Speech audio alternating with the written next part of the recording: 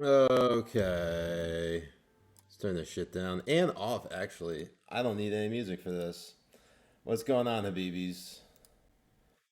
Hope y'all having a good night. Happy Monday. First of all, let me apologize. Um, I hope y'all can hear me. Um, I noticed in the last episode that I did with Jay on Habibi Power Hour, my mic was garbage. So I'm pulling it up a bit closer, having a sip of coffee. Time for my morning coffee. That's right. 10 p.m. here on the East Coast. Time for my morning coffee. Got to do it. Gotta be fresh for you, Habibis. Oh, we got a hype train going on. Did I shave my chest? I did not shave my chest. I have a really bad trichotillomania, and so unfortunately, I pluck a lot of hair on my chest, and so it's looking a little patchy. Um, so yeah, you can see obviously marks here. It looks like I have a third nipple. Um, Sadly, it's not a third nipple. It's just what are you gonna do? Anyways, hope y'all are having a good night. I'm having a much better start to the week. I feel more productive. I finally feel like I had a breakthrough a little bit on a couple of things. One of which being that I finally, for those of you who know, who are quite familiar with me, know that I like to make beats. I have obviously had a very difficult time in the last few months trying to piece something together for Habibi Bros and getting a new intro. Do I sound really quiet? I don't know why I sound really quiet. Maybe. Huh. I'm looking at this mic here. Pump up the jams. If I turn up the music, if I turn up the music, or if I put on any music, right now in the place that I'm currently in, I'm worried about hurting the quality of the stream. So until like I get like settled in my home and I actually can set up my own internet, not like a boomer, but set it up and have like hardwire connection. I'm just gonna like not worry about doing music, and we'll just try to power forward in doing this stream. Um, so last week I was kind of depressed. I just felt like my time wasn't my own. I think I was getting burnt out, and so Jay and I made the decision that after this week we were going to take at least 1 week off, possibly two, but at least 1 week off because we desperately need it. And that includes like list Habibi Power Hour, any premium episodes of Habibi Power Hour. We're just gonna put everything on ice and just take a week off at least to cool our heads, and basically work on some housekeeping. Appreciate it, Rom. Is my sound really messed up? I don't understand what's going on. Let's try to go to my NVIDIA broadcast and see if I actually have it turned on. I shouldn't. How about now? How does that sound? Is that a little bit better? Maybe I'll change it from NVIDIA broadcast to just.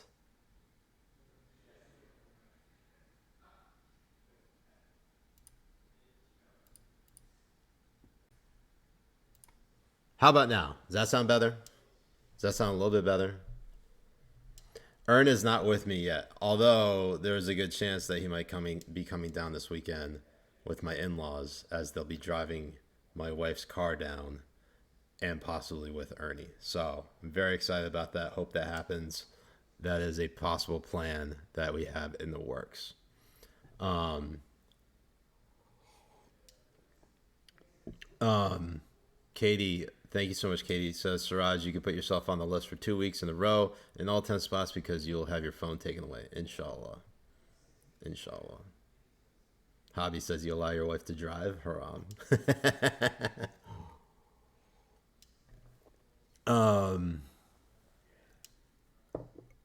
I'm not streaming on Discord. Who's watching this on Discord? This is on Twitch. Anyways, let's get to some listings, shall we? As always, special thanks to Ben Morrissey and Spencer Sachs. You can follow Ben Morrissey on Twitter at Ben Morrissey16. BenMorrissey16. Or you can follow Spencer at Spencer_Sachs on Twitter.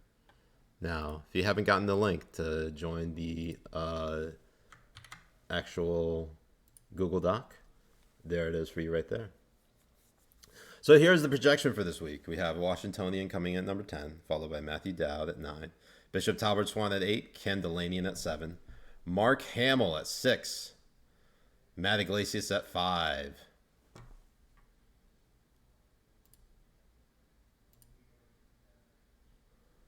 Anthony Sherman at 4, Maximum Boot Liquor at 3, WebMD at 2, and Flora Gill at number 1. As always, let's see what's Jay's last tweet. Maybe if this will type in. Thank you to everyone for your support in the hype train. I'll thank all of you individually in just a moment. But first of all, your mom. There we go. Jay's latest tweet. It's literally a link. All right. Well, let's start off with number 10, and that's the Washingtonian, okay? That's not it. Washingtonian's over here. Now, for those of you who aren't familiar, the backstory on this, if you've been following, which I'm sure you all have, Washington, D.C. Mayor Muriel Bowser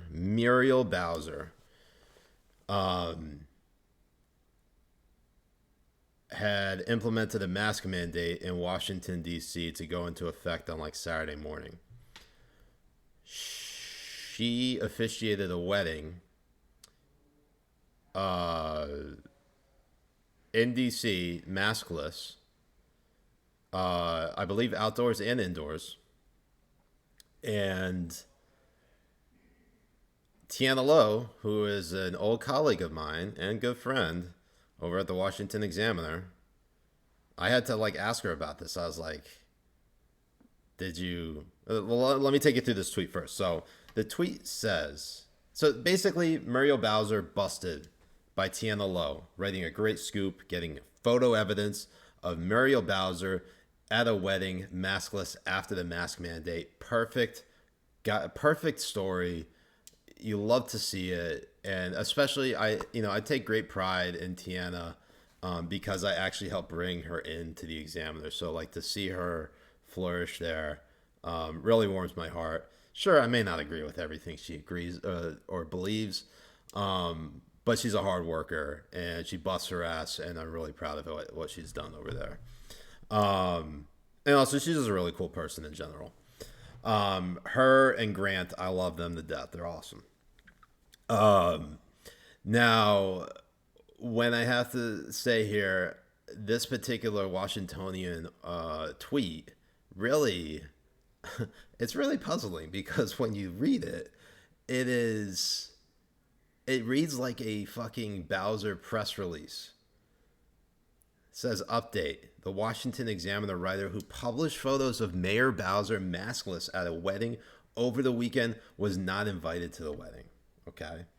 That's the tweet, right? It's the tweet. That's, that hurts the story entirely. Undermines her. That's a wrap, right? Tiana Lowe has no standing on this, right? Okay. So that, with that being said, I texted Tiana and I said, did you really crash this wedding? And she's like, yeah. I was like, I actually thought you got a photo from a source within the wedding and I leaked it to you. She's like, no, I was sitting home in sweats and a source text gave me, someone gave me a tip that Muriel Bowser is going to be at this wedding. So I threw on a dress and I acted like I was at the wedding. And she went over there and she got those snapshots.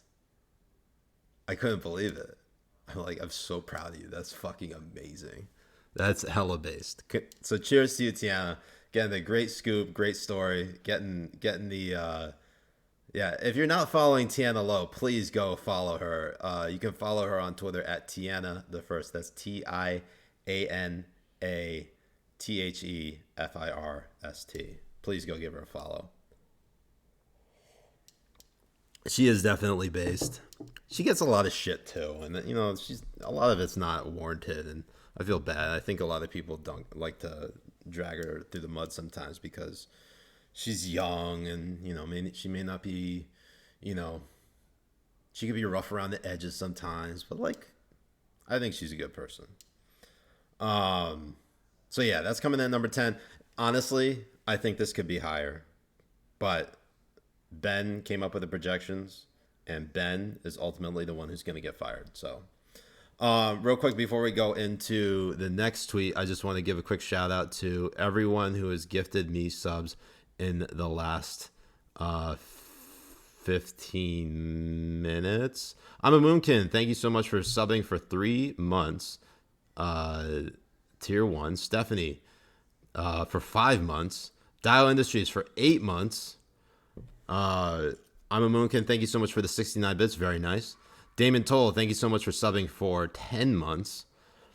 Dan Wants Pizza, thank you so much for subbing for another month. And that's 3 months total for you. King MB6, resubbing for 5 months total. Dan Wants Pizza, gifting 5 tier 1 subs to the stream, to the community. Atomic Playgirl for 8 months straight, subbing.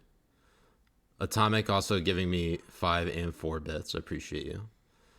And then Janice subbing for 7 months. Dan Wants Pizza gave 5 tier 1 subs to the community. And Stephanie giving another tier 1 sub to the community.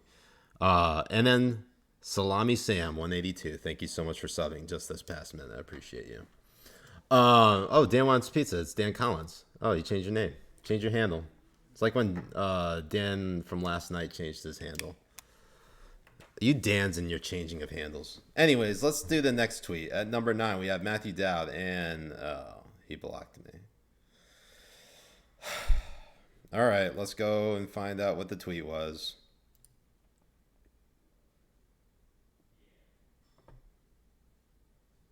Maybe now. It's Raji Boomer. All right, let's go to it right now. Matthew Dowd tweets out.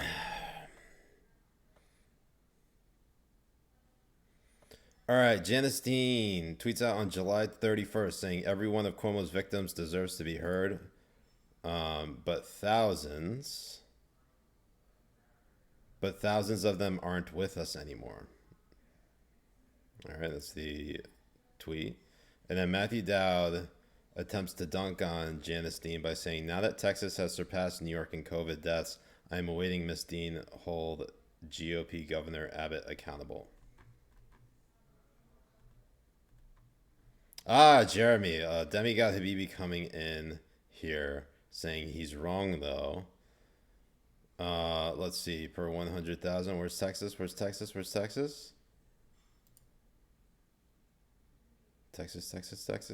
Texas. 184 per 100,000, 53,000 total deaths.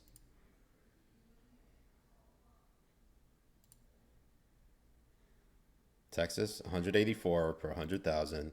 United States is 185 per 100,000. So Texas is technically below average at that death rate. New Jersey's at 299. New York's at 274. I mean, raw numbers show one thing, but you have to remember, obviously, per 100,000. Everyone give Jeremy Redfern a follow. Jeremy Redfern at Jeremy Redfern FL. Good follow. Good guy. I'm all about trying to spread the love tonight, you know? Except for against Matt Dowd, who can suck a dick.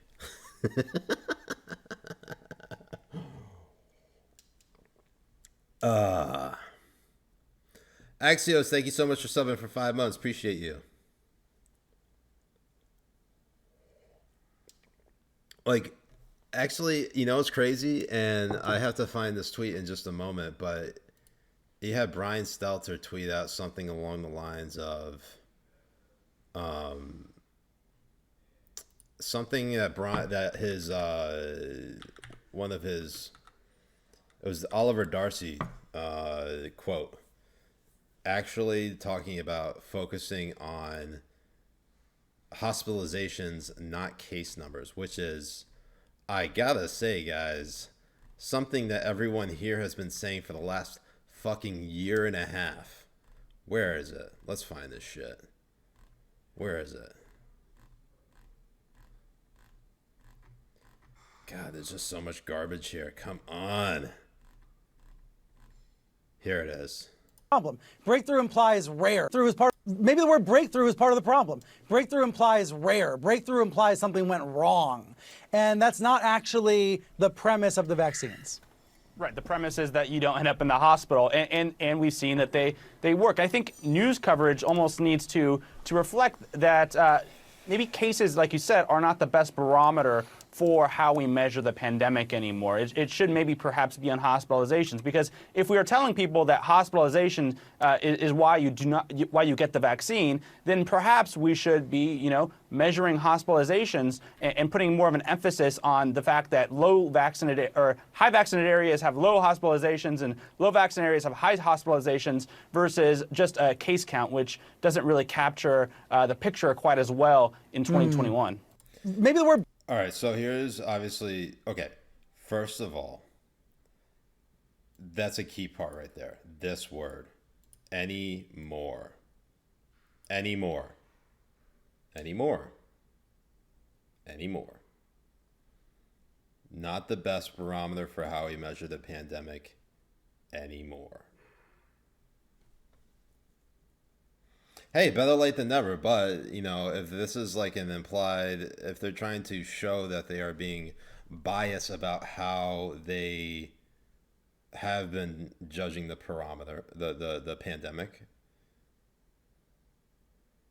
and it was all for political reasons, then what the fuck?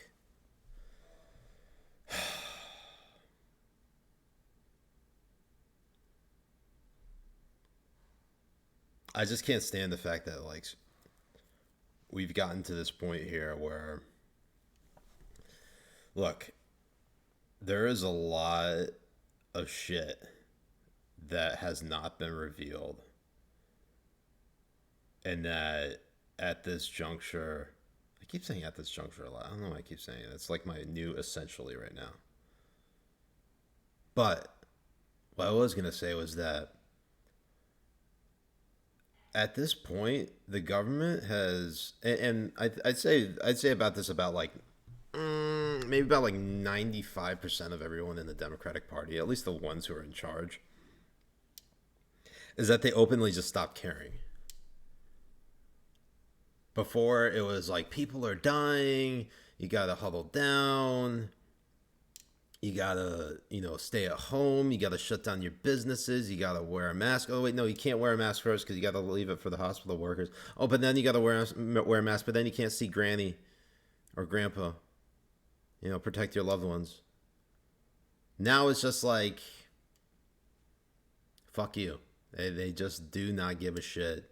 They have come out with so many different levels of guidance. Nothing, I mean, I never really took them seriously, but now I think it's opened many people's eyes in understanding that all of this has been a power play. And once you see something, you can't unsee it. And I mean, there are some people who sort of dramatize, and they, exaggerate certain elements of like the targeted lockdowns, but there are people who are legitimately hurting, whether it's financially, mental health wise, physically, you name it. It's hurt so many people. And honestly, the fact that like people like Dr. Anthony Fauci continue to get out there and like hang with people like Olivia Rodrigo and just like read nice tweets about them like fills me with so much fucking anger. And I don't like to get angry at all by politics because I realize there's very little I can do to change anything. But when I see that and they're just having like a good time and they just like make no issue about how much damage they fucking done to the country, to the world. Like Fauci acknowledged and then tried to dial it back in, or like at least backtrack, that the United States was giving money to the Wuhan Institute of Virology for gain of function research.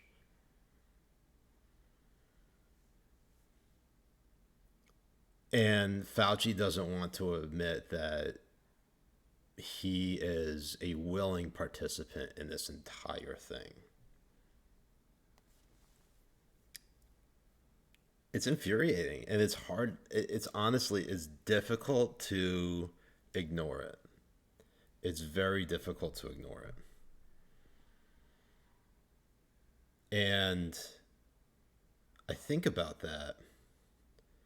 And I think about people who constantly say, oh, I got my Fauci ouchie. When I hear that shit now, like before I thought it was cringe, but now I'm like, okay, that man's the fucking devil at this point.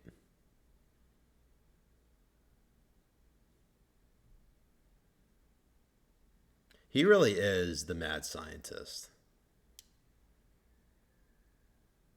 And it pains me to say that because like you want to think the best of our public servants. You want to think highly of them. You want to think that they're doing the right thing. And unfortunately, a lot of them are not. Unfortunately, it's not always about the money. It's not always about the fame, but it is always about the power. And for what? What's the cost? A few 100,000 Americans dead? A few million people around the world dead? All for what? To get the fucking presidency? People think that COVID was not a pretext to try to rig a presidential election. There's some people who think, oh, you're wearing a tinfoil hat if you think that COVID was a pretext to rig the presidential election in 2020. There's a lot more truth to it than I think people are willing to admit. You have mail-in ballots. You have a record number of mail-in ballots coming in 6 states, 6 swing states. You have Georgia, Arizona, Pennsylvania, Michigan, Wisconsin. What am I missing?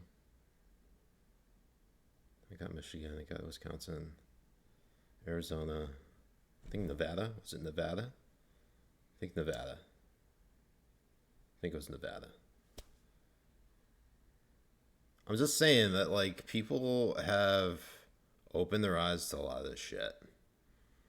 And I hate making this actual quip here because now I think it's turning into a cliche, especially when I heard Don Jr. say it. But I heard it before Don Jr. said it. And that is, what is the difference between the truth and the conspiracy theory? About 6 months. So I wouldn't say I'm an election truther, but this is what I will say. I think it's important I think if there's half the country claiming that there's election fraud, I was on the side of investigating whether the Russians influenced the 2016 presidential election. Why do Trump supporters and people who are center right who are claiming election fraud all of a sudden dismissed? That makes no sense. That's not fair. People shouldn't be criminalized or punished for wanting to investigate whether an election was rigged. If there was no fraud, there's no fraud. Let them investigate it. Just like when Robert Mueller investigated the the 2016 Trump campaign and didn't find shit. Now, if they find something, obviously there's something that, we have to look into. We have to peel back those layers and look at the evidence. I'm just trying to connect the dots for you all. Because there's a lot of things that have happened in the last year. We went through a crisis. And this is supposed to be a new normal.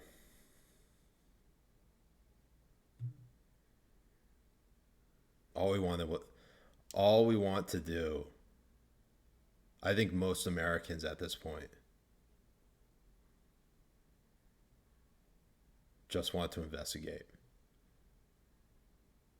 I don't think they're conspiracy theorists.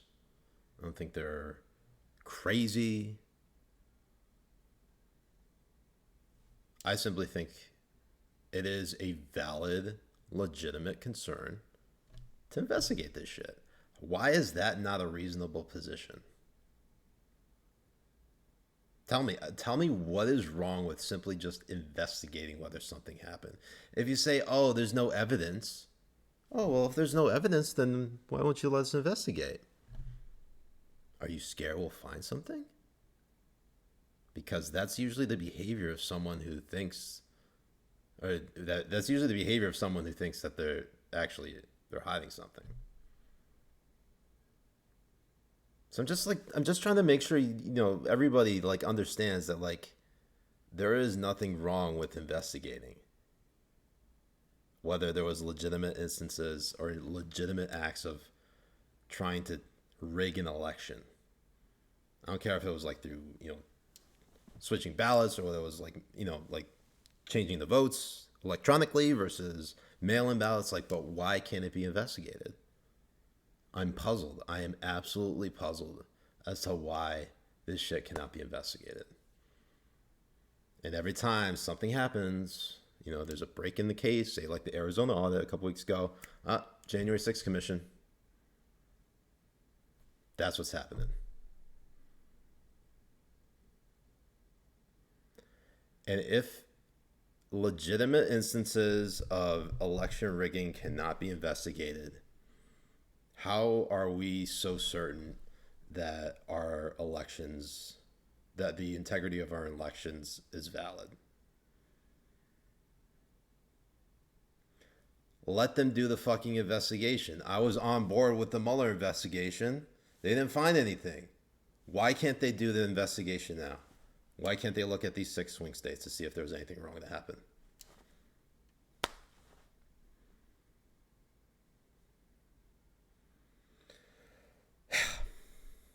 I just feel like there's, even if you can't say that, look, I don't know for a fact if the election was rigged. But if we did an investigation, we could find out whether it was or wasn't. It's just fucking garbage. Everybody fucking sucks. I love you guys. You guys are the best, but there are just too many liars and cheaters out there. Anyways, moving on to number 8, we got Bishop. That took me a very long time. I'm sorry. We were on number 9, and we were covering Matthew Dowd. Now we're going up to Bishop Talbot Swan at number 8. God damn. All right, so Bishop Talbot Swan tweets out, anti-Asian racism has the same source as anti-black racism, white supremacy. Okay, let me read that part again. I'll read it for you slowly, okay? Anti-Asian racism has the same source as anti-black racism, white supremacy. So even when a black person attacks an Asian person, the encounter is fueled very specifically by white supremacy. So even when a black person attacks an Asian person, the encounter is fueled very specifically by white supremacy. And the kicker, white supremacy does not require a white person to perpetuate ... I guess it's a fucking Instagram post. Of course, it got deleted.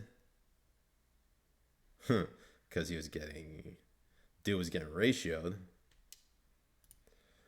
And I had to just point out, okay.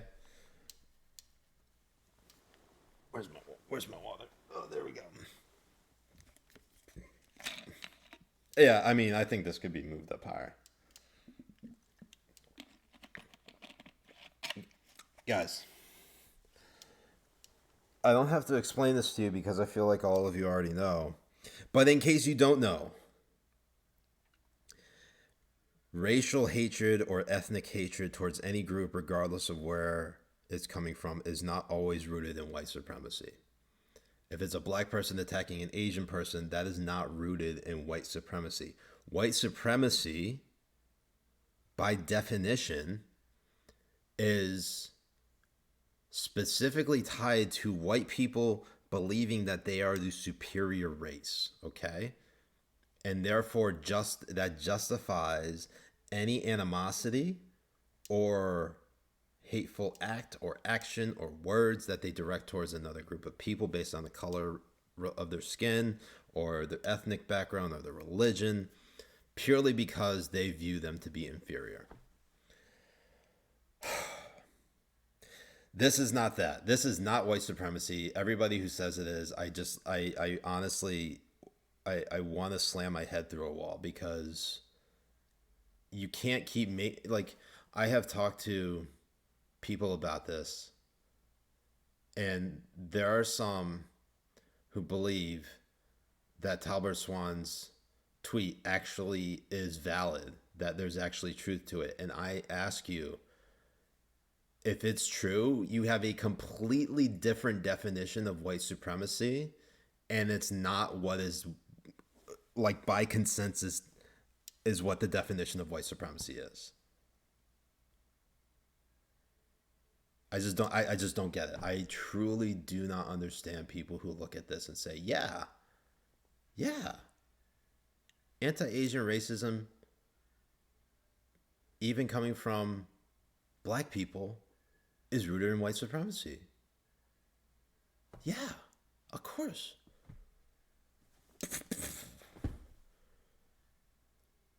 I feel like everybody lost their brain cells on Twitter. That's why the list exists. Anyways, that's number 8. Now get ready for number 7. At number 7, we got Ken Dilanian from NBC News. Now, okay, I have seen this tweet before, and you can see in the subhead. Oh, you can see in the subheader. I'll explain it to you right now. But basically, Ken Dilanian tweets out this NBC News article, reading exclusive: at least 125,000 fully vaccinated Americans tested positive for COVID. Okay, it's 125,000 breakthrough cases.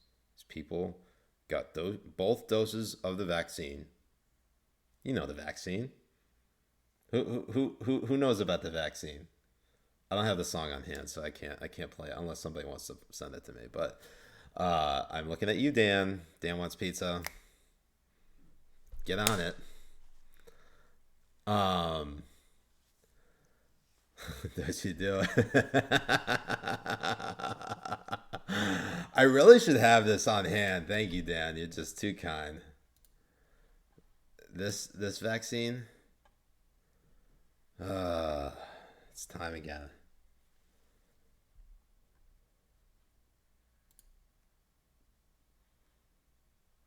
Got the vaccine, they got the vaccine, we got the vaccine. We can get back to normal, let me inform you, let's all get the vaccine. It's about community immunity. I'm talking unity for you and me. If Doc says it's good, trust me, it's good. Now let's all get the vaccine. Alright, there is none higher. DMC, I will inspire. Time for us to trust and not debate. The vaccine, believe it's safe to take. 9 out of 10 people won't get sick. That's 90% effective and legit. This COVID thing is real and it will find you. It's killing our people, let me remind you. Back in the days, there was polio, smallpox. Back in the days, measles and mumps, man. Back in the days, but because of the vaccines, none of those stays. Vaccines, they work to trigger immunity. 2 shots, we got antibody security. We gotta act now, no need to wait. Get your vaccine before it's too late, for real. Beautiful, just beautiful. Sorry about that, BBs.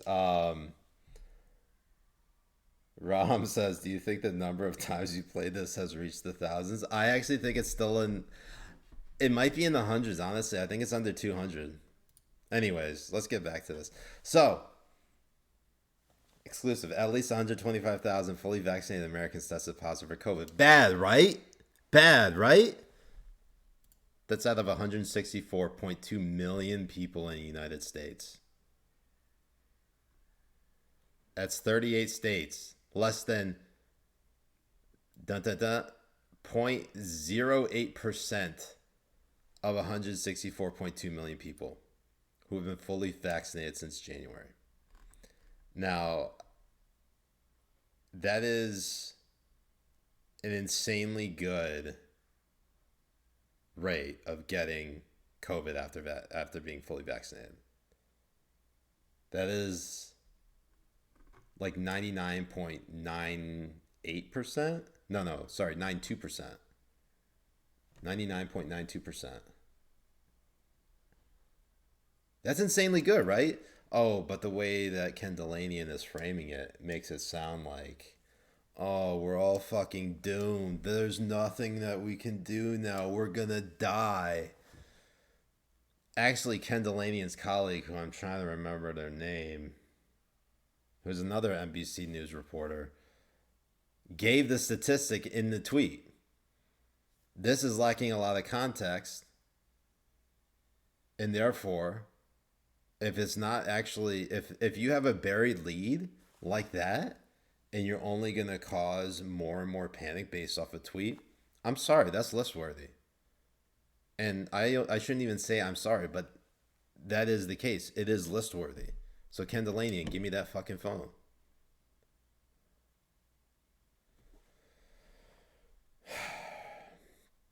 Coming in at number 5, I believe it's number 5. I'm sorry, number 6. At number 6, we have Mark Hamill.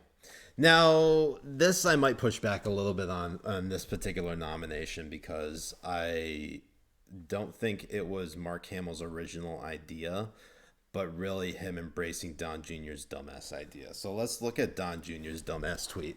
It's basically dumb on top of dumb. Don Jr. tweets out, someone should introduce a bill mandating that you have to show your vaccination card to vote and watch everyone on the left's brain malfunction and explode. Okay, look.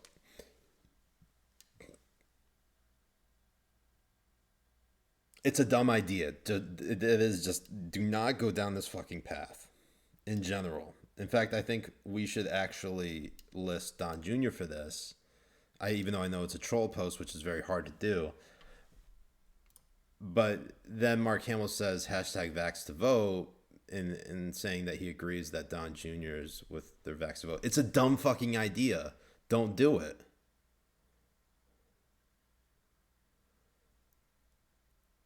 So I'm at the point where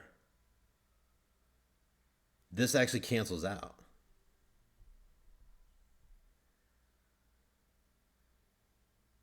I think this actually cancels out completely. Don Jr. has a bad take, followed by Mark Hamill with a bad take.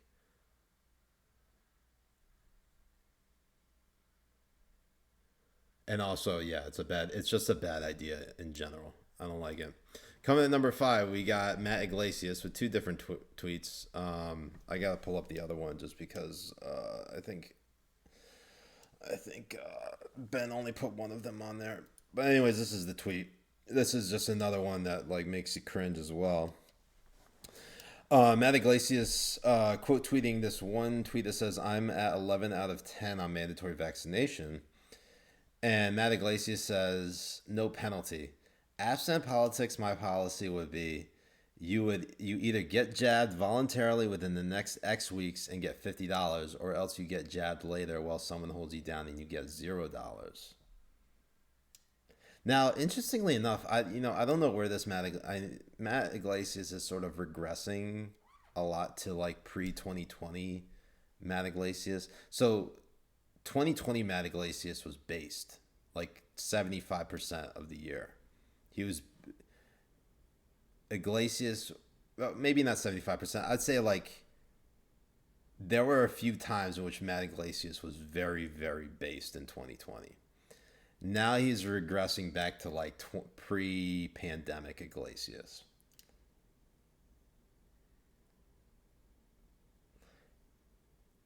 And this obviously, I mean, he deleted this tweet, so obviously, like,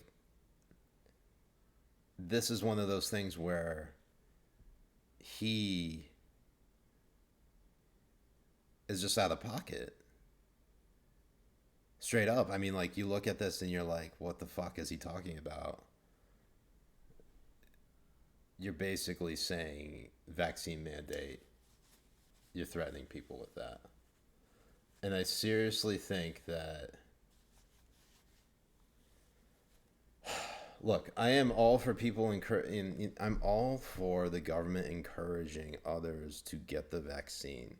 But once it turns into threats or even looks into parts of like mandating the shit, it's where I draw a line. Look, I'm vaccinated. Yes, I'm not affected by this any way, but like anymore because I got vaccinated like in February. But at the same time, I know there are many people who still have a lot of hesitancy towards getting vaccinated. I think there are a lot of questions that still have not been fully fleshed out, and I understand if people just like don't trust the government in general and they're pushing this down their throat.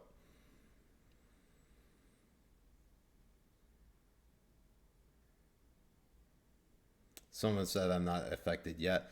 Yeah, I mean, I'm probably affected either way simply because I'm speaking out about this stuff and people probably think I'm an anti-vaxxer. But like, look, I've gotten a bunch of vaccines and I am okay with getting them. But I am just saying I am empathetic towards people who are averse to getting them.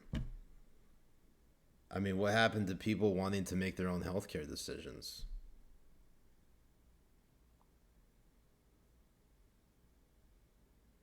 And Das Blue, yeah. He says, I got vax, you should too. But if you don't want to, go ahead. Like, exactly. I don't give a shit whether you get vaccinated or not. Get vaccinated if you want to. If you don't want to, I don't give a shit. What I'm really tired of, and you guys are already seeing this because this has happened over the last week, is how basically everyone who's vaccinated is getting punished. There's this collective punishment. And I was getting dragged for this. I was saying, stop this collective punishment. And everyone's like, no, there's no collective punishment going on. Like, no, that's exactly what's going on. It's like a gym class. Someone comes in last, or someone is like dogging it, doesn't put 100% effort in. The entire class has to run laps or they do push-ups or something like that. That's collective punishment.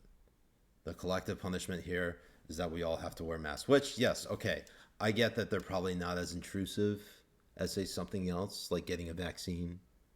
But still, fuck that shit. Fuck masks. I'm tired of that shit. I'm tired of mask mandates. I'm tired of the government telling us what to do. I'm tired of the government saying that they care about our public health, or they're doing this in the interest of public health. They don't give a shit about our public health.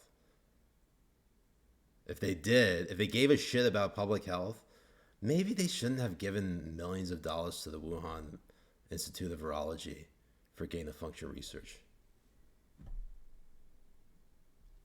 in communist China, a known adversary of the United States. Just a thought.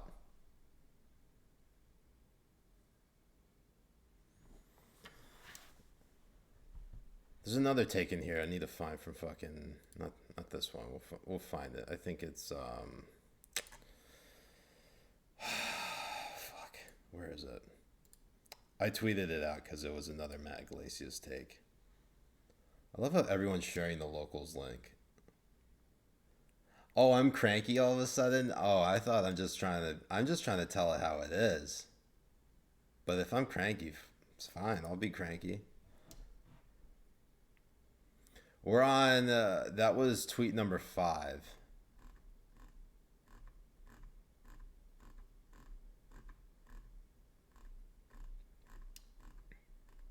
Ooh, PETA, that's a good one. Let's save that. I love Kamala Harris basically telling people, you got to get the fuck out of here. This is where I become more liberal on it. I think at this point, the government already made their bed and they're just basically not giving anyone a way out with this eviction moratorium. Like, at least if you're going to give people an eviction moratorium, at least give them some fucking stimulus money at this point, right? All right, here's the other Matt Iglesias tweet.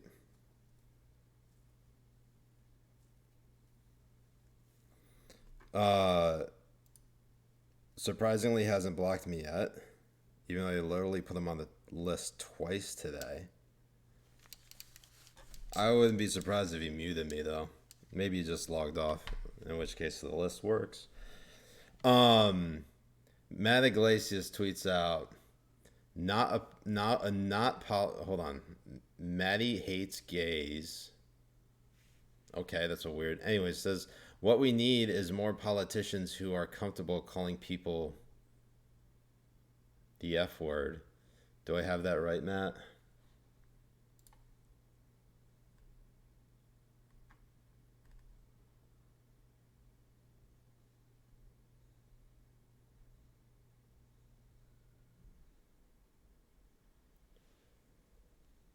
And Matt Iglesias tweets out, not politicians comfortable calling people F words, politicians who only just recently became uncomfortable and thus make people with retrograde cultural views feel comfortable with him. Now, I wasn't sure what to make of this. Maybe it was the fact that he tweeted out the homophobic slur. And I, too, have no idea what he's trying to say. Justin says, Siraj is scared of saying the British word for cigarettes. No, I'm not going to say it because I know someone's going to find this clip in the future and clip it, and it's going to come me out. It's going to be me out of context and me saying the F word. Come on now.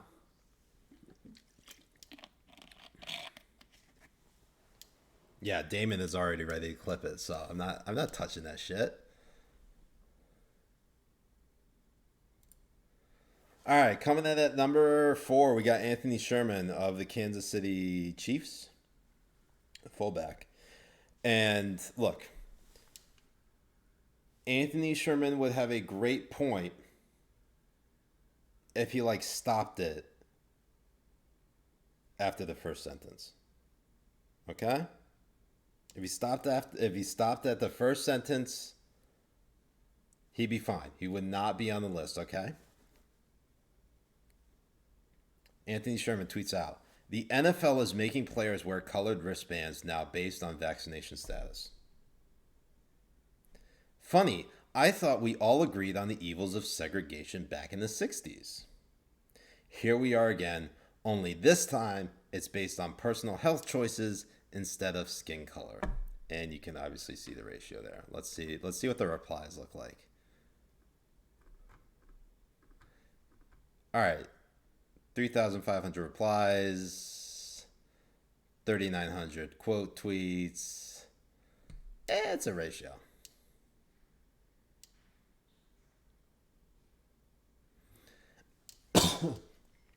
You can say something is bad and still not equate it to something that was far worse, like segregation, like Jim Crow. Excuse me. Like slavery, the Holocaust, the hyperbole needs to fucking stop. It just needs to stop.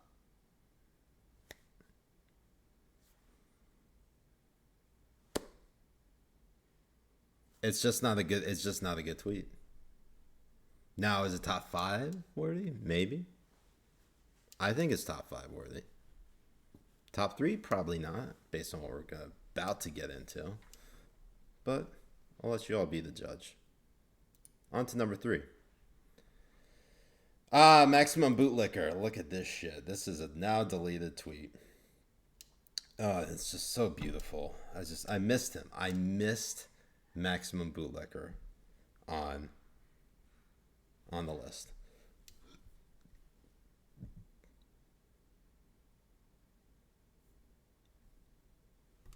Max Boot tweets out, words I never thought I'd write. Saudi Arabia is being more progressive than America. Saudis will need to show proof of vax to enter schools, shops, malls, restaurants, concerts, public transport. I'm sorry, Max. Where the fuck is that progressive? Unless you mean fucking communist, authoritarian.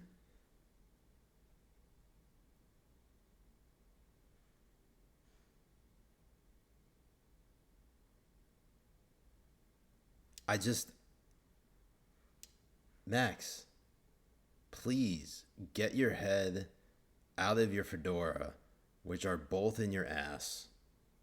Get your head out of both. Because you're not thinking clearly. You truly are not thinking clearly. Ever. I mean, you haven't thought clearly ever, but like, this is just sad at this point. Like, Max Boot. Oh, what do you want me to say in Pakistani accent? You get your head out of your ass, sir. No, hello, sir. Hello, Maximum Boot. Maximum Booty. Oh, Maximum Booty. Maximum Booty. Thank you. Maximum Booty, please get your head out of your booty. I'm telling you, sir. This is no good. You're making yourself look very bad. You're making yourself look like a Gandu. You're making yourself look like a Battamiz. You're making yourself look insanely stupid.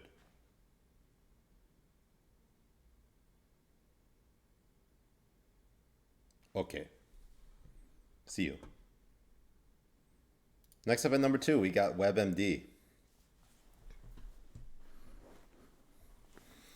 WebMD tweets out, sex should be removed as a legal designation on the public part of birth certificates, the American Medical Association said Monday. Okay. Here's what I have to say about this. I am not entirely sure whether this one actually deserves to be listed. And the reason for that is this. It's not what WebMD is saying. It's what the American Medical Association is saying. Now, I'll let you vote on it. But it doesn't sound like WebMD is advocating for this. So, I'm on the side of actually dropping this down, if not a little bit, definitely a lot, possibly honorable mention. And I don't think it's fair to the list. I think it hurts the integrity of the list if we include this on there. So what I'm probably going to do is I will just leave it up here. And if people think it truly deserves to be listed, it will make the list. But if it makes the top 5, I'm dropping that shit. I'm probably not even going to put it in the top 5. We'll see. We'll see what happens. I'm prone to make executive decisions quite a bit, and WebMD, in order to keep the integrity of the list intact, I would lean towards the side of no list. In fact, you know what? Fuck it. No list for WebMD. Sorry, I had to do it. Coming in at number 1, we have Flora Gill.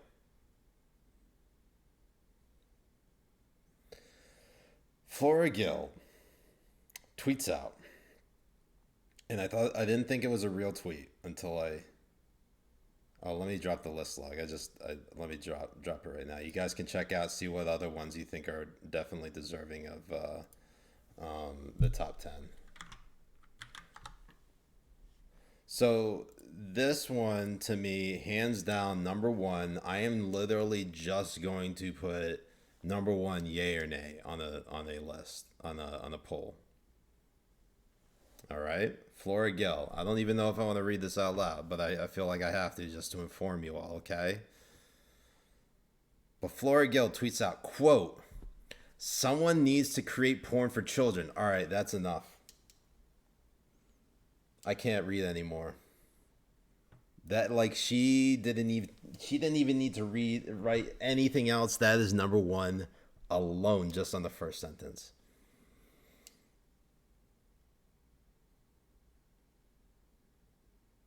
She says, "Someone needs to create porn for children. Hear me out. Young teens are already watching porn, but they're finding hardcore, aggressive videos that give a terrible view of sex. They need entry-level porn. Why didn't anybody think of this?" And she goes on to say, "A softcore site where everyone asks for consent and no one gets choked, etc." Jesus fuck. Guys, I'm afraid of getting banned just for reading that tweet.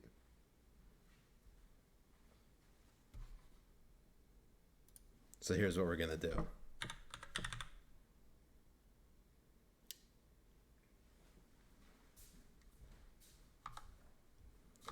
We are going to do poll for this.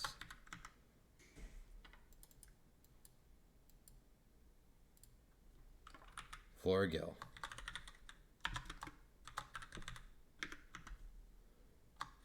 Yes. No. Woman on the clock. No channel points. You just go ahead. Vote for it.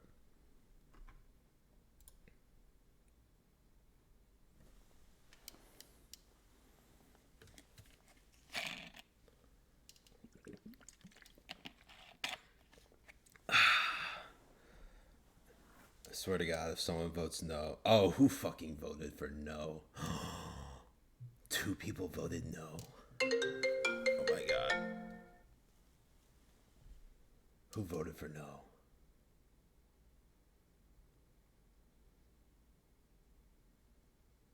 Three people voted no.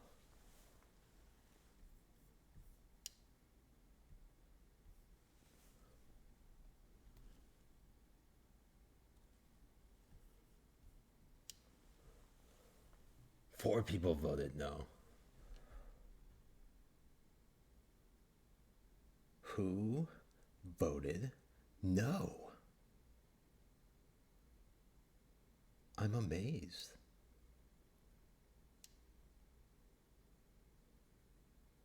Dasplo says, yeah, I voted no and you can't stop me. Yeah, you're probably trolling. All right, congratulations, Flora Gill, for getting #1. That was truly amazing.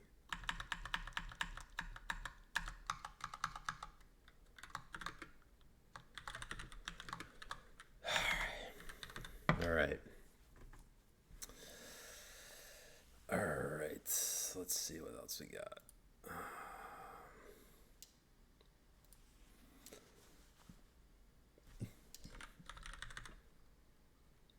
All right, so Flora Gill gets it with 93% of the vote. That's 51 votes with no channel points being used at all, which is, I gotta say, that's high participation. All right, coming in at #2. Let's vote on #2. This I'm gonna give you a few more minutes. I'll give you 3 minutes for this. We got Max Boot. Okay. Let's see here.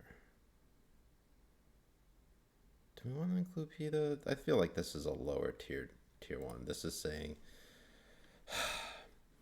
are you drinking from a cow's boobs this National Boob Day? Mommy Milky.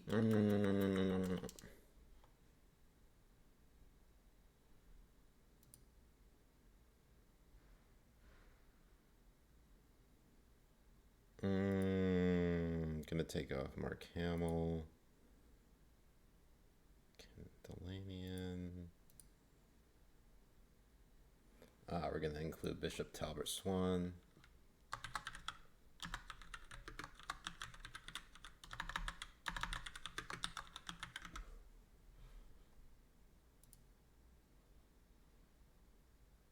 That's right, you blocked me. Fuck.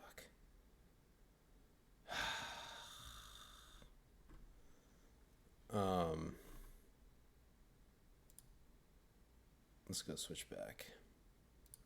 I hate when this happens. I hate it. I hate it when it happens. Oh, look at this. Who clipped me? Who clipped me saying Mommy Milky? Of course it was Damon. Of course.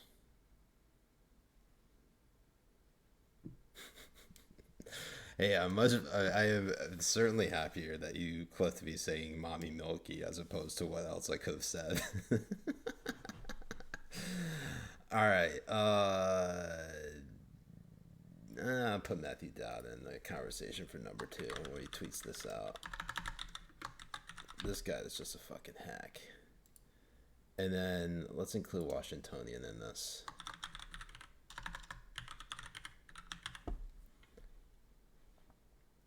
Let me make sure I'm not missing anything else.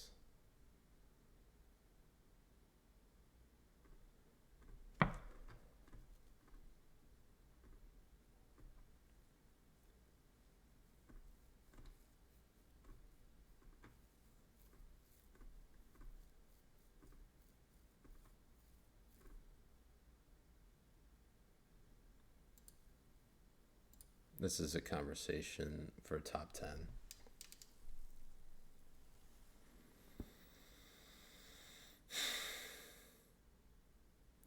CNN tweets out, vaccination alone won't stop the rise of variants and in fact could push the evolution of strains that evade their protection, researchers warned. They said people need to wear masks and take other preventative steps until almost everyone is vaccinated. Who needs a link to the doc? Let me post it again. Give me a second. You guys in there.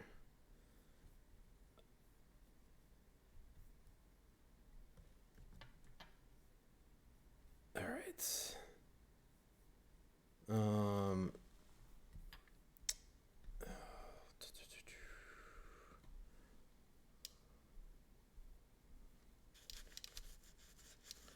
I think CNN deserves to be in the conversation, not for 2, but definitely maybe top 5. Well, let's stick with what we got right now. The 4 different choices.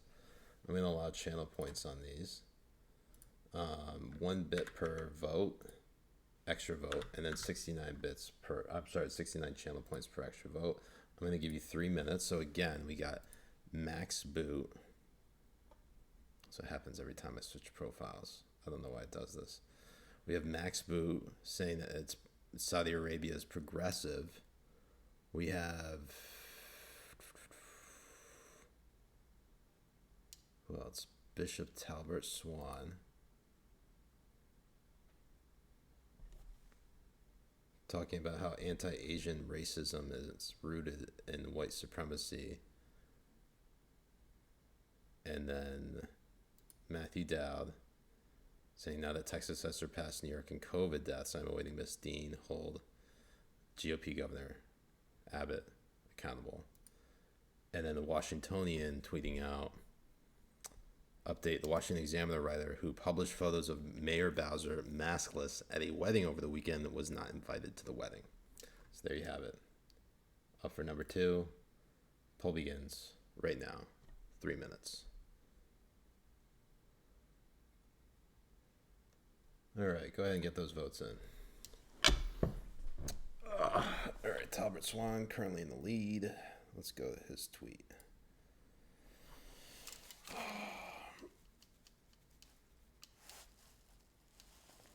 Why do you think I'm talking to myself? I mean, I am technically talking to myself sometimes. This is what the bootlicker tweeted. Words I never thought I'd write. Saudi Arabia is being more progressive than America. Saudis will need to show proof of vax to enter schools, shops, malls, restaurants, concerts, public transport.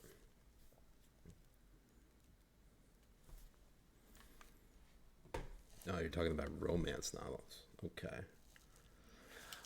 Can I just show you guys, BBs? I'm just gonna show you this real quick. Look at the beard. Look how non-patchy it is. I've been so good about not picking my beard. I've picked every other part of my body, mainly my chest and my eyebrows, but not my beard. So, congratulations to me. All right, back to the list. Where we currently have Max Boot in the lead, but does not have a majority yet. Remember, you need 51% or more in basically when you have basically three or more people. And right now, Max Boot has 53% of the votes. Someone's dumping all of their channel points into Maximum Boots. Maximum Bootlicker's tweet. So, good on you, I guess. Yeah, Swan was in the lead. What happened with that?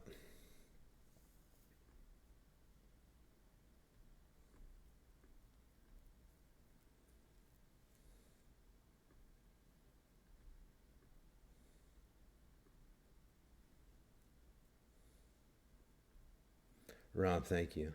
Saying you look like the head of a caliphate with that beard. I feel like the head of a caliphate. Fuzzy. You mean these guns right here? Says your guns are about to rip through that button up. You've been hitting the dumbbells, you sexy beast.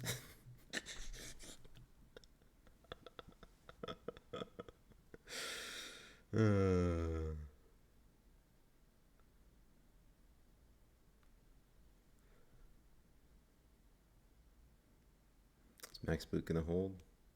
It's currently sitting at 52%. It's at 51. Okay, got it. Max Boot gets it at 52% with 340 votes, beating out the Washingtonian, which got 255 votes and 39% of the vote. Congratulations, Maximum Bootlicker.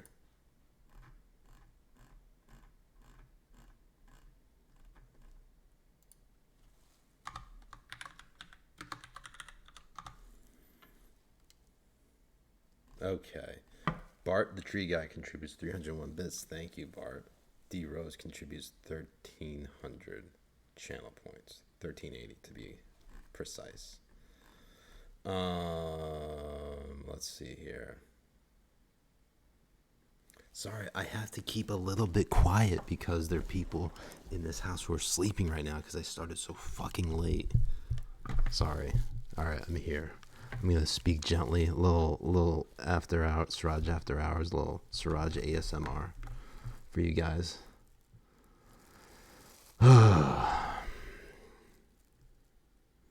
These are not flowers on my shirt. These are actually avocados. Can y'all see it? They are avocados. Hey, Prismich, Mr. Griffonic. Thank you so much for the 100 bits. Saying I need to be able to dump more cheer for more votes. Couldn't keep up as a paying customer. I appreciate it. Can you hear me now? Can y'all hear me now? Can y'all hear me now? Dan from last night sending this tweet, which I think made the list log.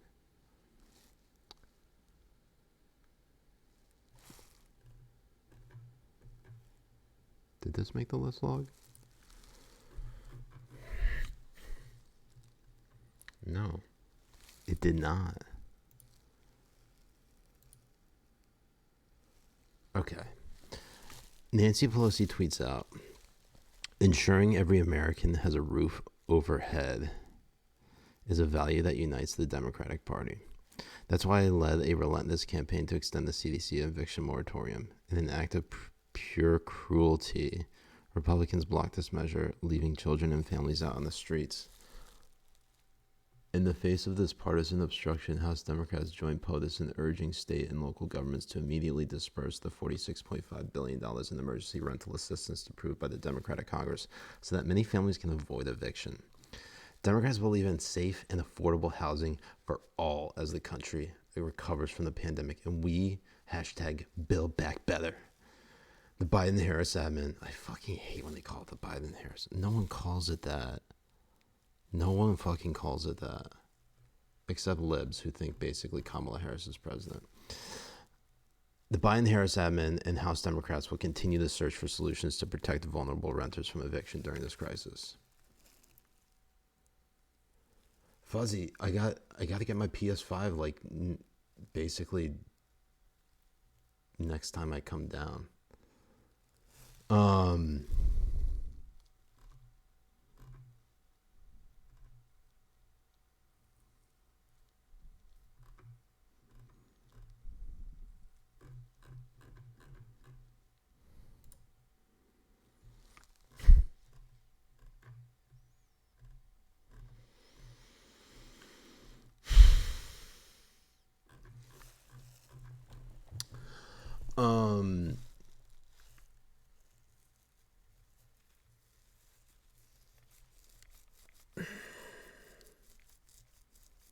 Draman says, who will you kill, Mary? Fuck. Pelosi, Rubin, or Omar? Oh my god. Maybe we'll save that for Siraj really after hours. What was the other tweet I was looking for? This one. Nancy Pelosi tweets out, the CDC has the power to extend the eviction moratorium as they double down on masks. Why wouldn't they extend the moratorium in light of Delta variant? It is a moral imperative to keep people from being put out in the street, which also contributes to the public health emergency. The virus is still a threat. The moratorium must be extended, and the funds Congress allocated to assist renters and landlords must be spent. I thought she was just blaming Republicans for that.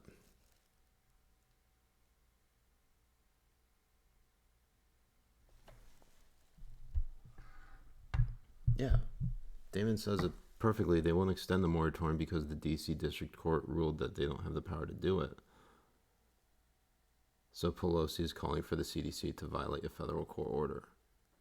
That's breaking the law. That's 5 to 10.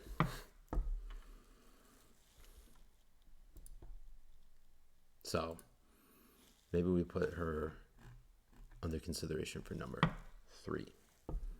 But you still have a number of tweets to go up against, including Bishop Talbot Swan. Just Jen. Hold on, let's look at this one. Maxine Waters.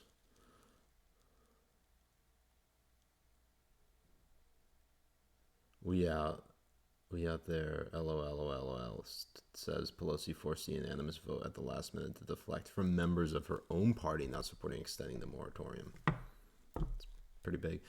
And then Maxine Waters tweets out, I don't buy that the CDC can't extend the eviction moratorium, something it has already done in the past. Who's going to stop them? Who's going to penalize them? There's no official ruling saying that they cannot extend this moratorium. Come on, CDC, have a heart, just do it. What? There's literally a DC court order. Hey, if you want to break the law, be my guest, but there is an official ruling.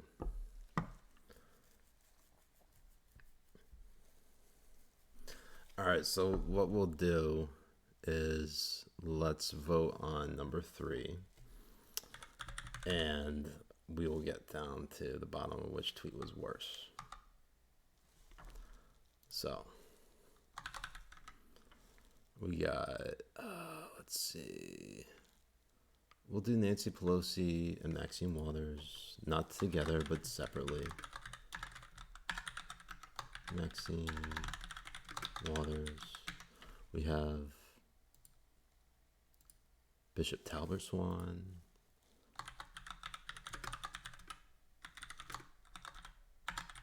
And we'll include the Washingtonian. This is going to be for 3 minutes, and poll begins right now. After this, poll length will shrink because it just got out of the pool.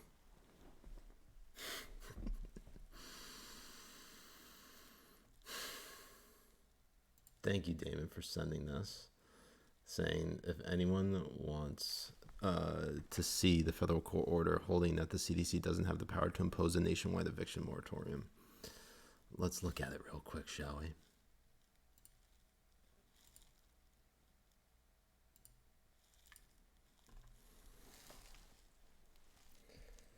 All right, so Congress enacted a 120-day eviction moratorium that applied to rental properties receiving federal assistance. After that moratorium expired, the HHS through CDC issued an order implementing a broader eviction moratorium that applied to all rental properties nationwide, which prompted this suit. Since then, Congress has granted a 30-day extension of the CDC order, and the CDC has extended the order twice itself. The current order is set to expire June 30th, 2021, so that technically makes it July 31st, 2021. In this action, the plaintiffs raised a number of statutory and constitutional challenges to the CDC order. Before the court is the plaintiff's motion for expedited summary judgment, as well as department's motion for summary judgment, blah, blah, blah, blah, blah. For reasons that follow, the court will grant the plaintiff's motion and deny the department's motions. They denied the department's motions. And Damon highlights the exact part. Where is this? From the very bottom of page 19 through the 20th. So let's just go.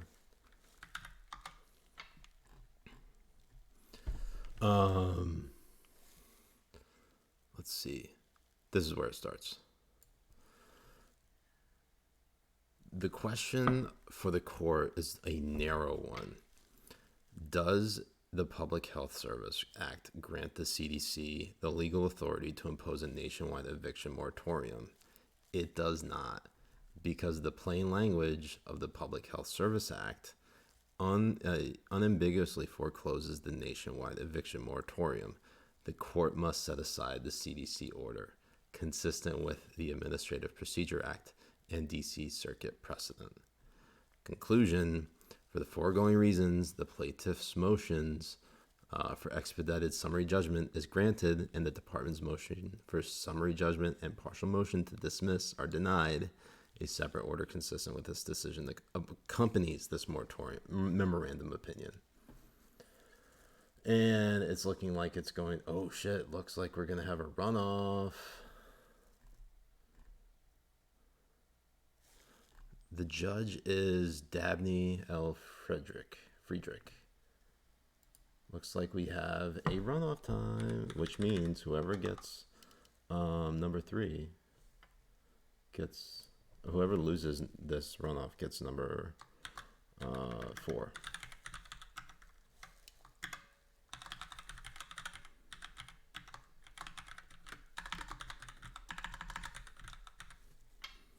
This is going to be 1 minute long. Poll begins right now.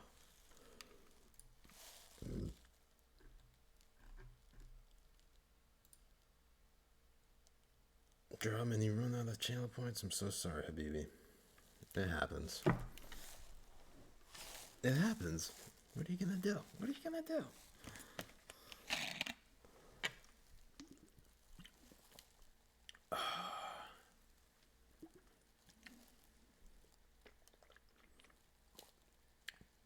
Dan, if I were to read that in the Pakistani accent, no one would understand it. And also, it would be like 10 decibels higher, and everyone would tell me to shut the fuck up. I can't risk that. It's really tight between the Washingtonian and Nancy Pelosi.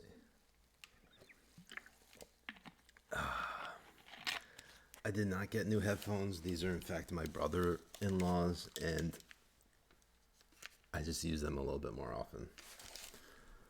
Pakistanis cannot whisper. Washingtonian gets it at number 3, followed by Nancy Pelosi at number 4. Wow. Mr. Grafoniak contributes 89 bits. Das Blue contributes 2,691 channel points. God damn. God damn. That's crazy. Congratulations to Washingtonian for getting it. All right.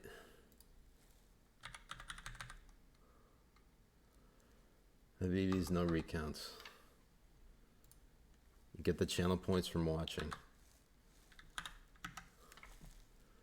So, Nancy Pelosi gets it. Hold on one second. Let me make sure I bookmark that shit.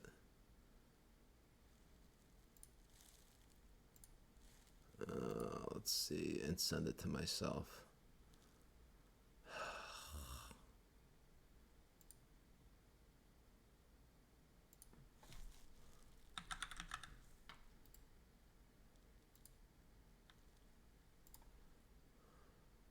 Alright, that's 1. That's 2.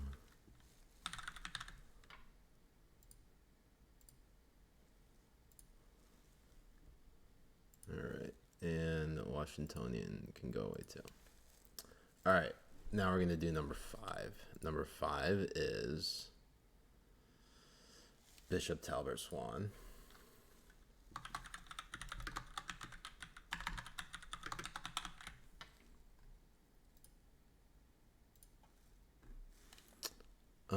We're going to do Anthony Sherman for comparing the colored wristbands with segregation. We're going to include Matt Iglesias.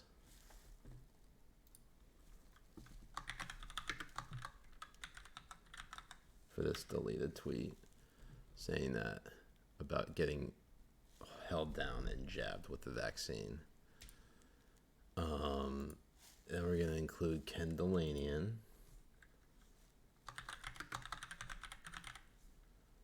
Okay. Ken Delanian saying exclusive at least under 25,000 fully vaccinated Americans tested positive for COVID, leaving out important context. And then we'll include Matthew Dowd for this tweet about Janice Dean and not holding Abbott accountable. That's 2 minutes on the clock. Poll begins right now.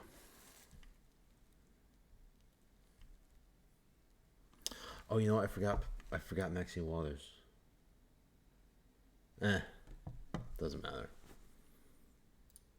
If you really think that one is worse than the other, if you really think that like Maxine Waters is worse than Talbert Swan, then we could vote on it. But number 4 is Pelosi.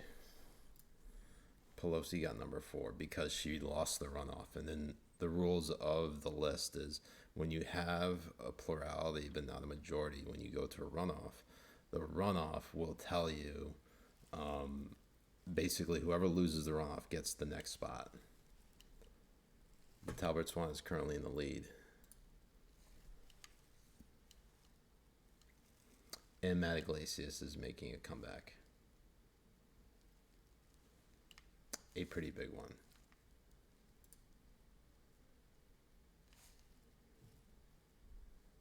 Who's gonna fight for Talbert Swan? Who is gonna fight for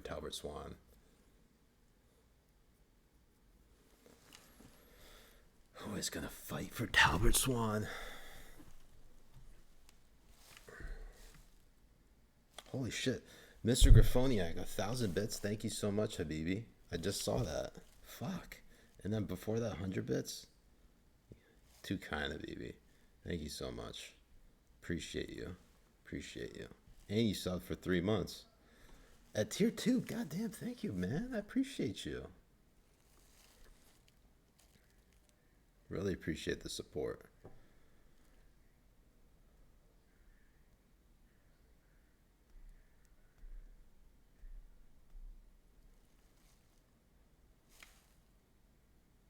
All right. And there you have it. Bishop Talbot Swan gets it at number 5 with 54% of the vote. Master Thief Esquire contributes 71 bits, and Josh contributes 828 channel points. Thank you to you both. Congratulations, Bishop Talbot Swan.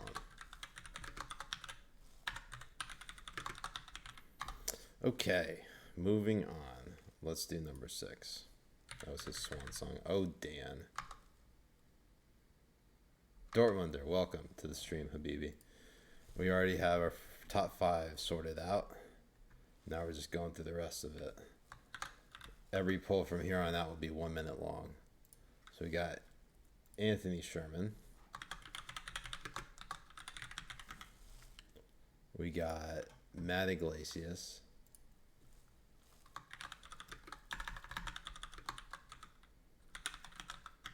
We got Ken Delanian.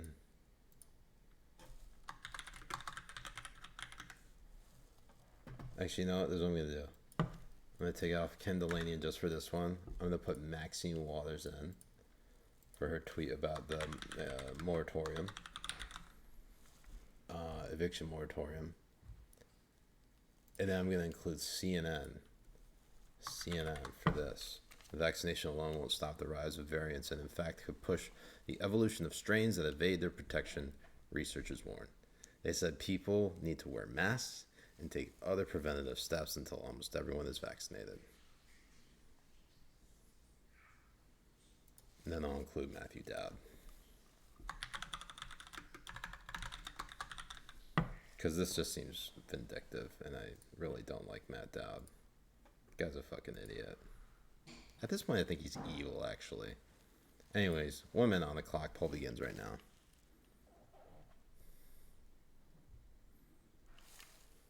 Go get those votes in. And CNN currently in the lead.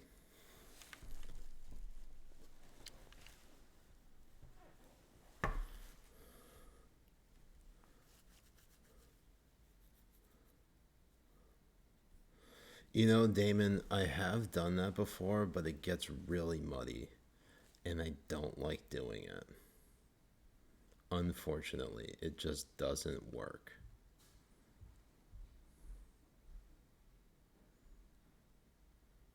It just doesn't. For some reason. We'll try to hurry this up because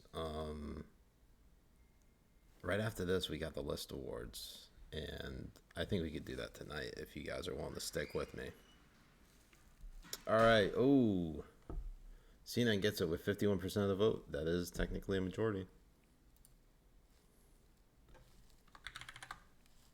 Congratulations, CNN. All right. Next up, number 7.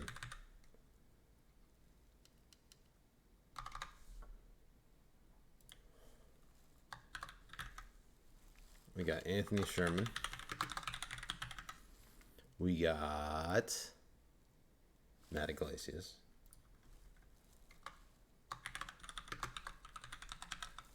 We have, so these are the 2 Iglesias tweets. We have Ken Delanian.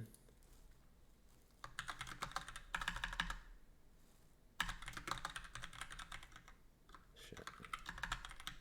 We have Matt Dowd. Matthew Dowd. And then we have Maxine Waters.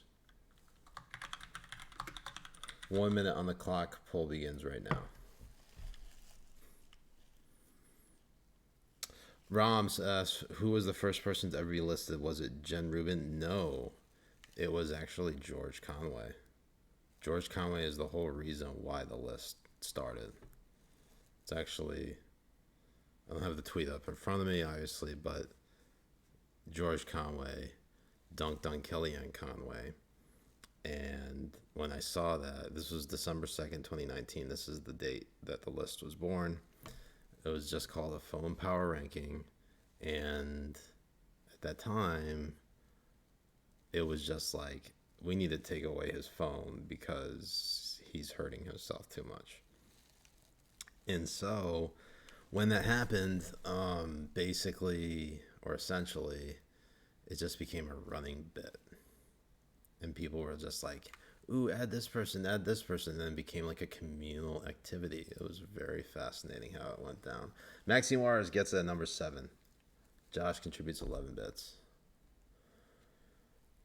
Benoit Balls subbing for 6 months says, I keep willingly resubbing. Somebody please help me. Well, thank you for your support, BB. Yeah, Rom, as bad as like the family drama is in my family, I would never, ever trade places with the Conways. Never. Anyways, congratulations to Maxine Juarez for number 7. We're getting down to the wire here. At least for this week's list. But we are going to do the list awards. I'm very excited about that. And I'll share that with you in just a moment. So for number 8, we have Anthony Sherman. We got Matt Iglesias.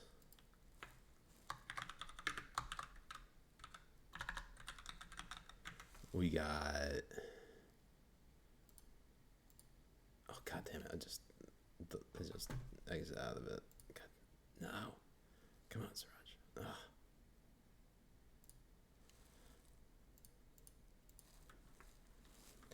Ken Delanian.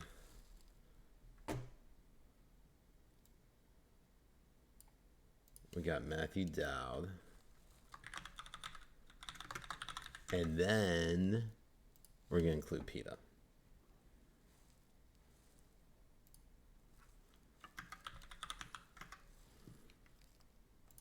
Just look at that.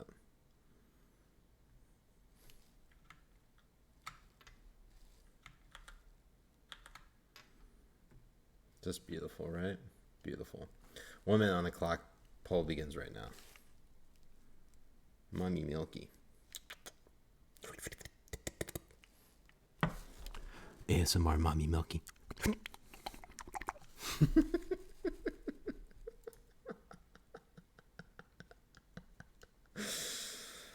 Oh my God.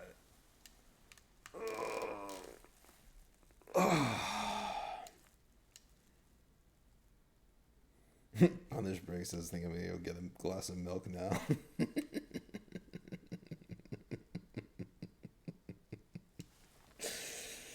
Oh my God. Go ahead and get those votes in, guys. I know there are a lot of lurkers. Benoit Ball says, I regret my sub. Hey, if you want me to, I can refund you. I'm Matt Dowd taking the lead here. There you go. Matt Dowd takes it at number 8.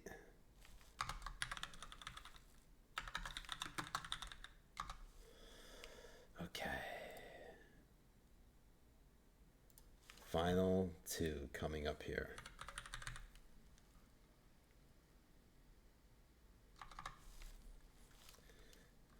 We got for number 9, Anthony Sherman.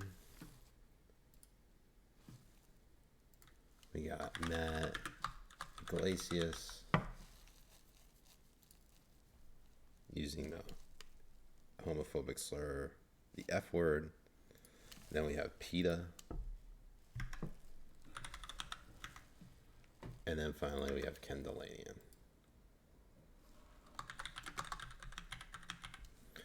For number 9, 1 minute on the clock. Poll begins right now.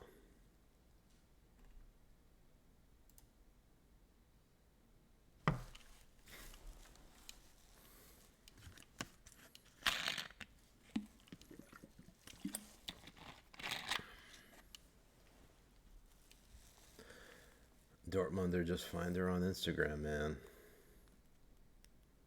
She's out there. She's out there.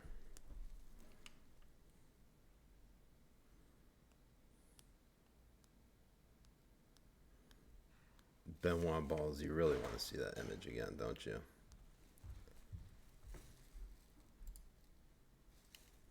Matt Iglesias is currently in the lead.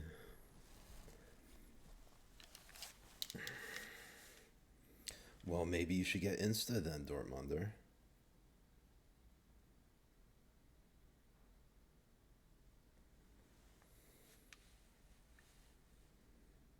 There we go. Matt Iglesias gets it at number 9.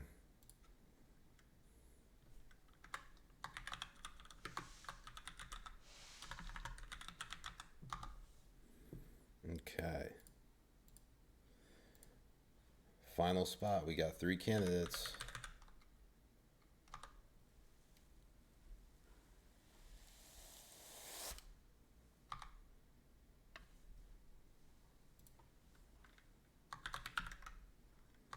Anthony Sherman.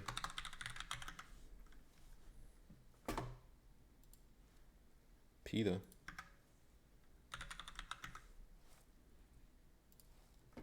Ken Delanian.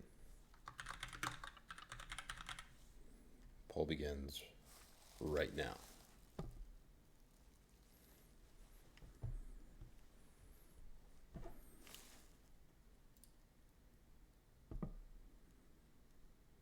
Looks like PETA's in the lead. Sorry, Benoit balls. You're going to have to look at that.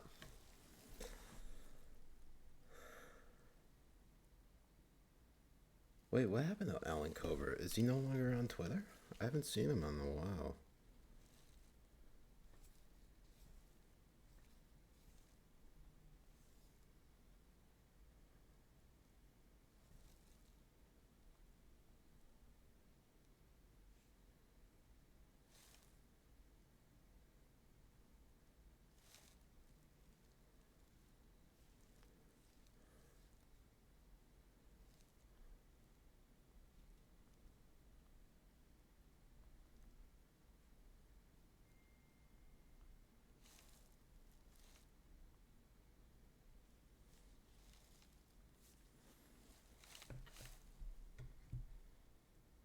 All right, PETA gets it with 89% of the vote. Congratulations, PETA.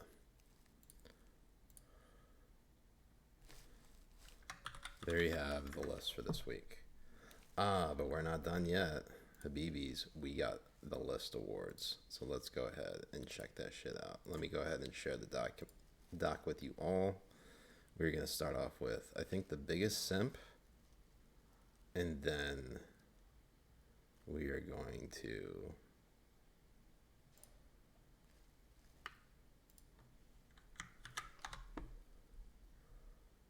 Janice, you're leaving us.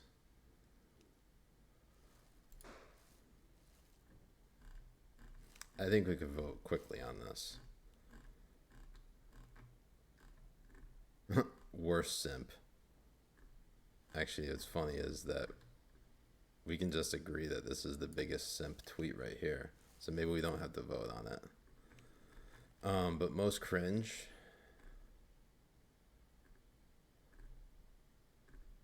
There's a lot of them. Where is it? Oh, goddamn. Oh, cringe of the month. Gene Wu.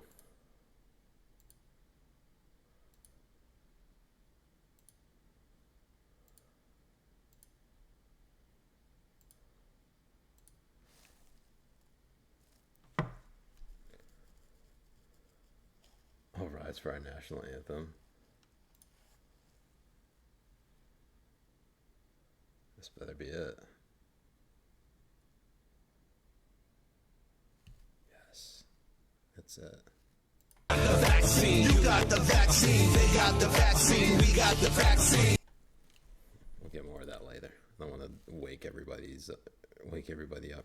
So Gene Wu, my fifth meal as a fugitive, delicious.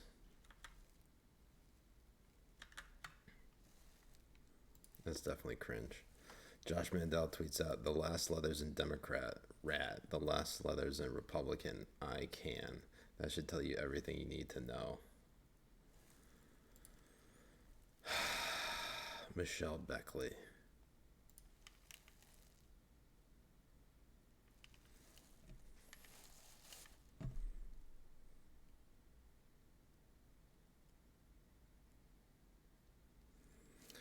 Das Blue, you're gonna get them. Trust me.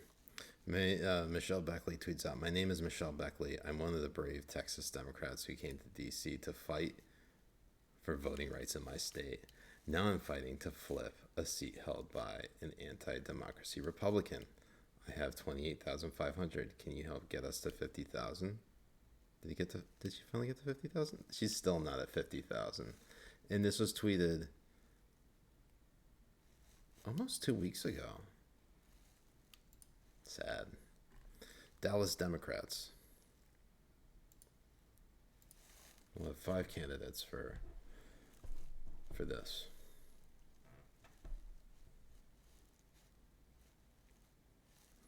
Dallas Democrats tweeting out, "Our Dems in D.C. said they'd appreciate care packages from home. Before 5 p.m. Tuesday, we're collecting Dr. Pepper salsa. Or Dr. Pepper comes from good family. Salsa, hard candy, hairspray, travel toiletries, hand sanitizers, serving kits, first aid, and or money to pay for shipping. Thai." And then Kirsten Gillibrand. Banchod.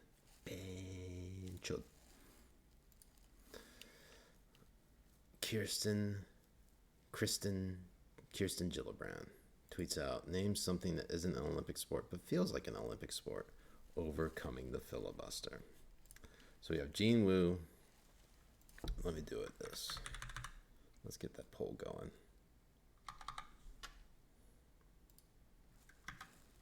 Cringe. Jean Wu, who by the way got 2 number 1s in the month of July. Josh Mandel, who actually unfollowed me because I dunked on him so hard. Michelle Beckley, who probably hasn't blocked me yet. Dallas Democrats. And then Kirsten Gillibrand. I'm going to give you 2 minutes for this. Poll begins now.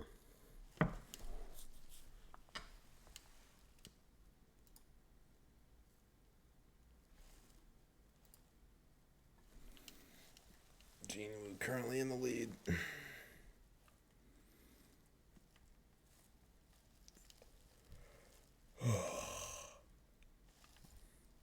It's possible Jean Wu could get most cringe and MVP for the month.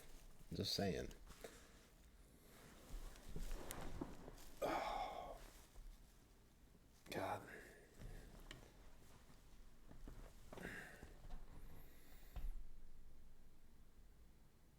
Yeah, Jean Wu put in work in July. Most people take the month off. Jean Wu was like, "This is my time to shine."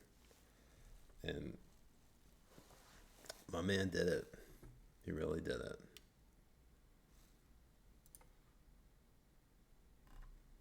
What's wild is he didn't stop putting out cringe material.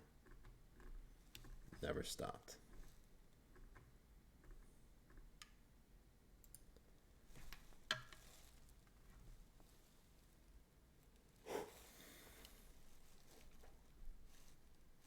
How are we doing on time?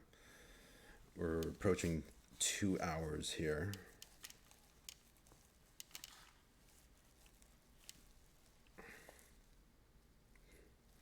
Oh, Benoit.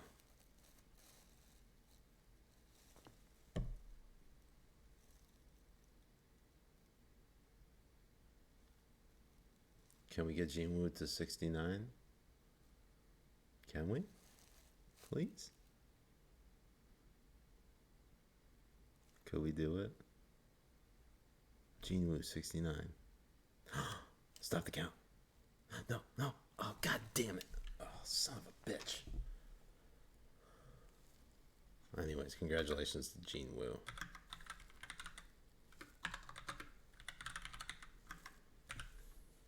All right. Now, let's get into worst tweet of the month.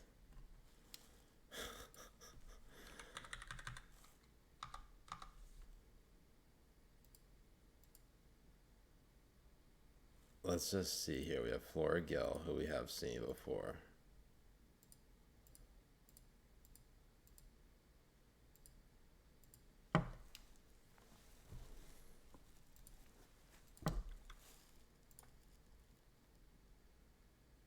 This is very clearly in July.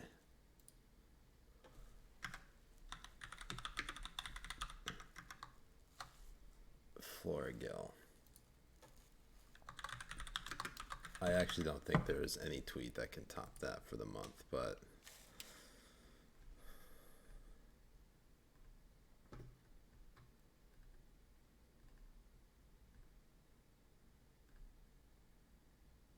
yeah, no. None of these hold a candle to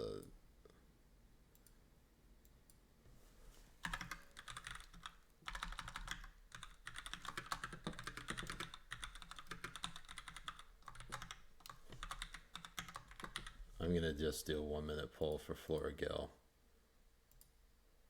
No channel points. Up down vote. Flora Gill for worst tweet of July. 1 minute. Poll begins right now. There's no other tweet that's worse than that. Nothing can compete. She's truly in a league of her own. Who the fuck voted no? God damn it, someone always votes no.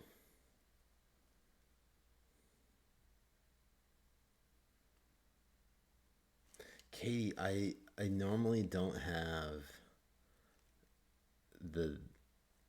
it's normally not clickety clacketing all the time because I usually have this mic noise removal on, but then nobody can hear me.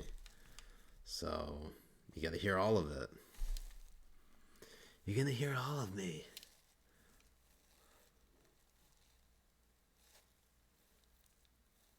It's true relaxing party.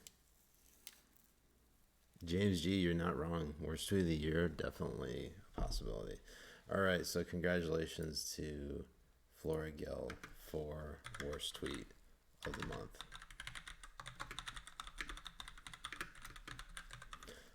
Okay. At this juncture, I have to ask. I think, honestly, I'm going to do a head-to-head MVP. We're going with the worst tweet versus the most cringe. Whoever wins is the MVP. Katie says, Siraj, you don't need to explain yourself. You're wearing an avocado shirt and you haven't had to answer for that. Thank you. I really appreciate it. Thank you.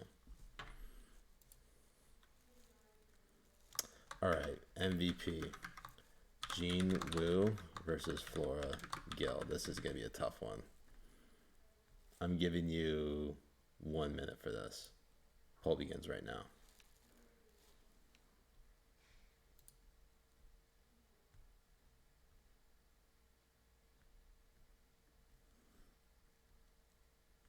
Katie says, does anyone call you Sir AJ? I've gotten Sir Age.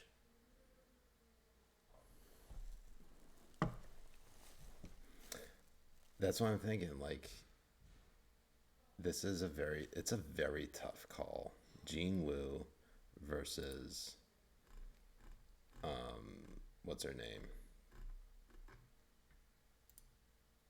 Flora Gill. That is a heavyweight matchup, honestly.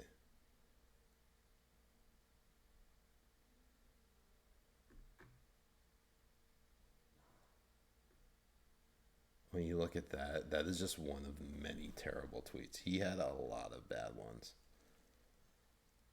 Damon says, word is that Siraj and Jay like to go head to head.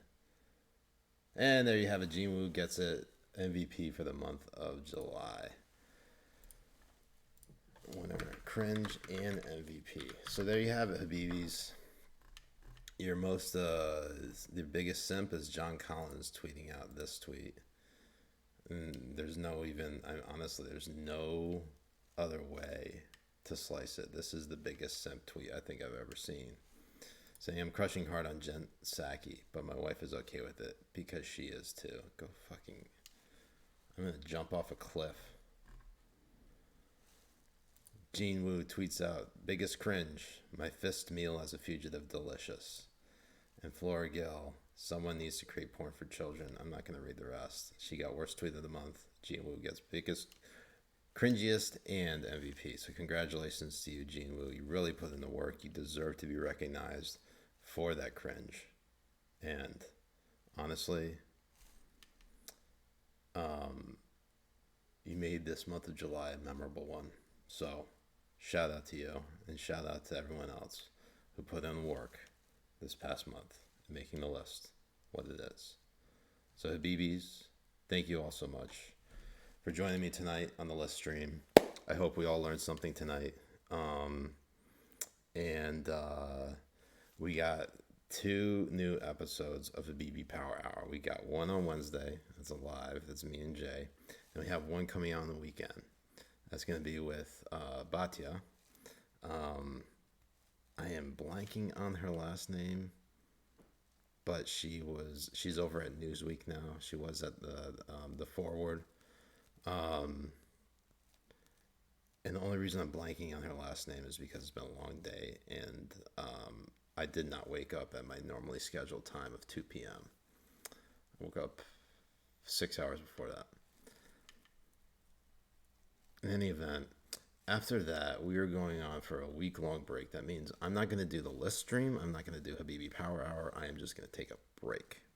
So before I do that, we're going to do one last stream for the list before this goes out. And I'm aiming for Thursday, and it might be a little bit long, but yes, thank you, Batya Sargon?